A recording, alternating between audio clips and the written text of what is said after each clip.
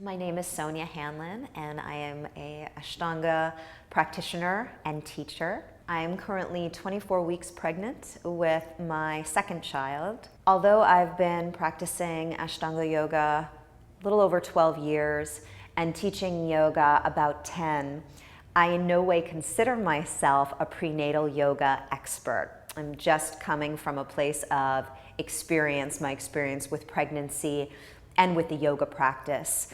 And I get a lot of questions from Ashtanga students as well as flow students, Iyengar students who are going through pregnancy for the first time. What type of practice can they have? What modifications are necessary? Can they continue to maintain the same type of practice during their pregnancy that they did before? And of course, there are so many individuals out there with different limitations, different pregnancies, different type of yoga practices. I will say as a general guideline, whatever practice you were doing before your pregnancy, it is safe to continue that practice with, of course, some necessary variations, which I will show you some helpful ones today. There are a handful of poses which some teachers feel are contraindicated in pregnancy. However, depending on how you modify them, for example, in Parivrtta Trikonasana, twisting triangle pose, the use of stacking blocks or maybe even using something like a chair to put your bottom hand on, raising the level of the floor, minimizes the twist and allows you to get some really nice space and openness through the chest and upper back. In Ashtanga, the pose Uttita Hasta Padangustasana, which is a balancing pose, a very heated standing pose, may start to feel really uncomfortable during the later parts of your pregnancy, obviously because of your belly and maybe some tightness in your low back or soreness in your low back. A great variation, once you can no longer hook the toe, is either to place your lifted heel on the top of maybe a stool, the top of a chair. I know when I practice at home, I use the dresser in my bedroom. Or if none of these things are available to you, placing your lifted foot flat on a wall. And you can take A position like this as well as B position like this. This eliminates, number one, the balancing component of the pose. And we know that when we're pregnant, our equilibrium is sometimes a little off or really off. So you have a security of the chair or some blocks or a wall. Taking A position and B position this way is a great variation. The posture Ardha Baddha Padmottanasana, another balancing pose, another forward fold, and a half lotus posture, you may find that you need to modify greatly. If half lotus is no longer appropriate for you, feel free to take that lifted leg, your half lotus leg, grabbing with one hand under the ankle, the other hand mid-shin, flex that foot, stand up tall, eliminate the folding forward, moving into half lotus, and just make this a standing hip opener. Probably where you'll feel the need to modify the most dramatically is in forward folds, whether it be seated forward folds or standing forward folds, obviously because of your growing belly.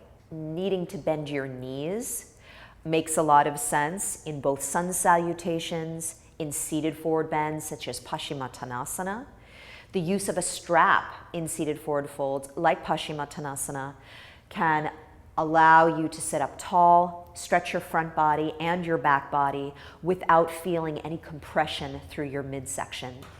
Sun salutations, the Uttanasana and Ardha Uttanasana within that sequence can be a little bit challenging. However, again, bending your knees and bringing your hands either to the outer calves or maybe the fronts of the shins allows you to cultivate that length in the front body and the back body, get all that glorious chest and back opening without making the center of your body feel congested or compressed. In regards to the Marichyasana section of the primary series of Ashtanga Yoga, it's easy to feel a little or a lot tangled up. and not know which way to go in terms of modifying. In Marichyasana A, which is considered a forward bend, definitely very hamstring opening and back opening, you can try making it into an open twist, approaching the wrap if that feels appropriate, and then turning your chest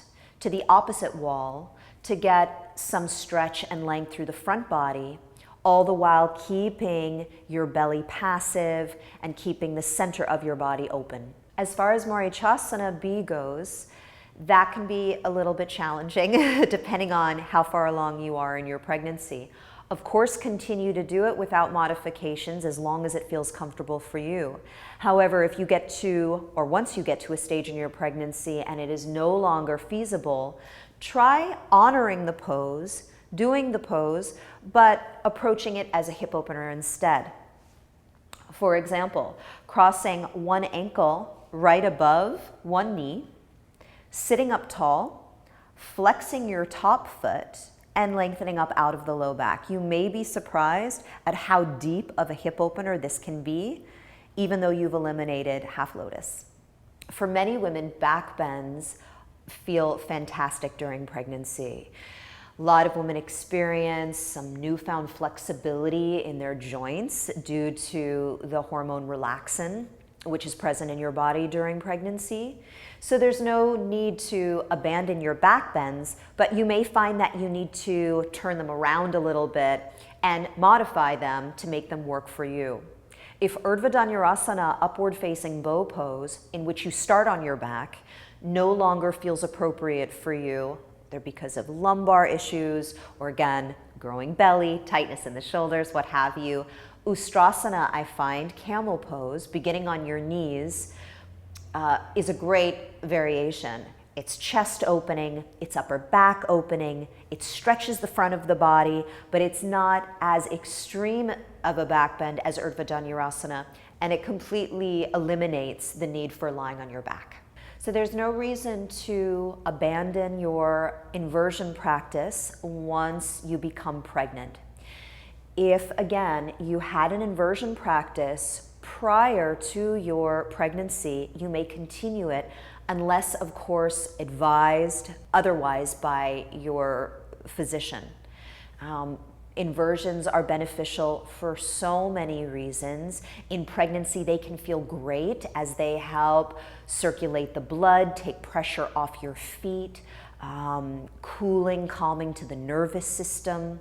So again, depending on what type of practice you had before your pregnancy, there is no reason to release that practice when you become pregnant. There are a lot of variations for poses like shoulder stand, Sarvangasana, and headstand Shirshasana that make holding the postures a little bit easier. With the help of a wall for headstand potentially, maybe a dolphin variation for headstand, and maybe even the use of a chair and a wall for a pose like Sarvangasana, shoulder stand. There are some postures that you'll probably want to put on hold, either at the end of your first trimester, maybe at the beginning of your second trimester, such as abdominal poses. Poses that really strengthen not just the front of your body, but the back of your body as well, the muscles that make up the core. Postures that have you lying on your back are not necessarily bad for you. However, you will most likely get to a stage in your pregnancy, maybe very close to the beginning, definitely towards the end, where lying on your back is no longer appropriate.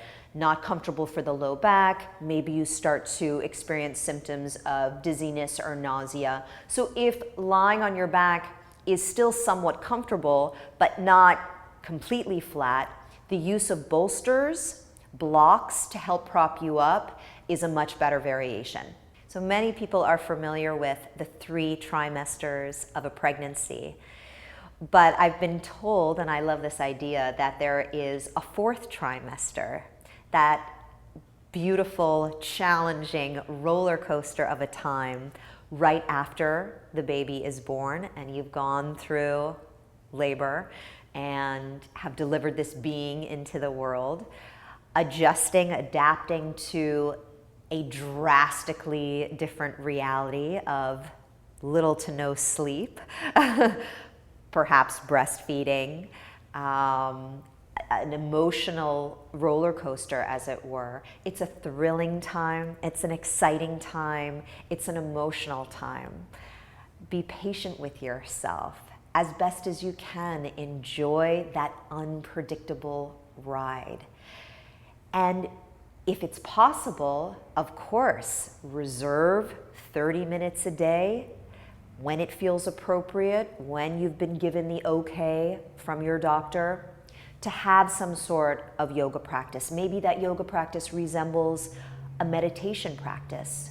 Maybe it resembles an extra long shavasana practice. Maybe some easy stretches on the floor, or a walk around the block. Anything that gets you moving, anything that revitalizes you and carves out time for yourself. It's a time for probably until they're 18 years old, where you are constantly giving all of yourself to this baby, to this child, to this new being. And as glorious and as profound as it is, it's easy to forget your own needs. It's easy to get depleted. So finding a time, great to be consistent and have it be a similar time every day, for an activity, a type of movement that works for you, really is healing, therapeutic.